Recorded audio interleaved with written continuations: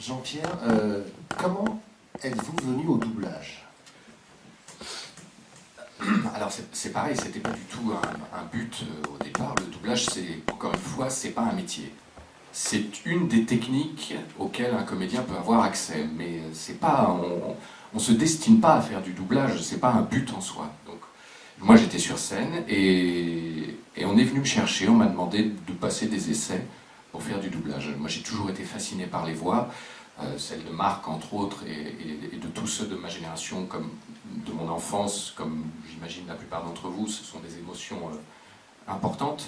Et donc voilà, j'ai été passer des essais avec quelqu'un qui ne m'a plus donné aucune nouvelle pendant 6 mois. Je me suis dit, bon, bah, tant pis, c'est pas pour moi, je retourne sur scène, je continue.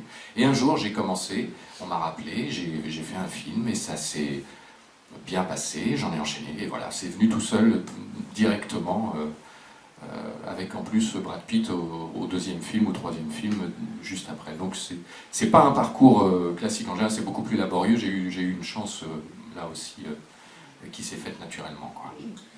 Et dans la foulée, avez-vous souvenir de quel a été votre premier doublage ou premier grand doublage?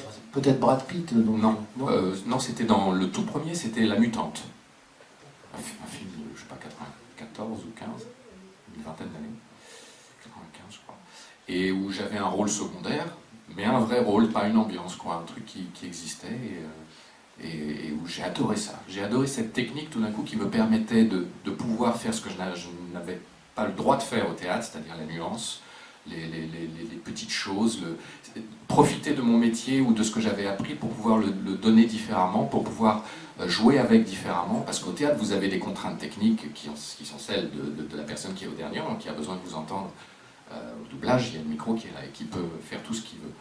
Donc voilà, ça permet de pouvoir s'exprimer différemment. Comme pour la caméra, c'est pareil, vous pouvez jouer avec votre visage différemment, votre voix aussi, mais surtout le visage, c'est autre chose.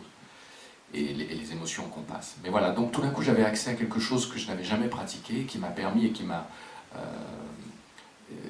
m'a comblé immédiatement en nourrissant une autre part de ce que j'avais envie d'exprimer en tant qu'artiste et en tant que comédien.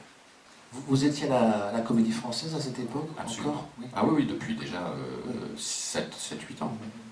Et donc, premier doublage, vous l'avez dit, et premier grand doublage, donc Eh bien, je crois que c'était le premier grand, c'était 2 ou 3 films après, c'était le Brad Pitt Devil's Own, je ne sais plus comment ça s'appelait en français, avec Richard Darbois, où j'avais rencontré Richard à ce moment-là, qui jouait Harrison Ford, qui doublait Harrison Ford. Ennemi rapproché, voilà, exactement. Je crois que c'est celui-ci, le premier grand, juste après. d'accord.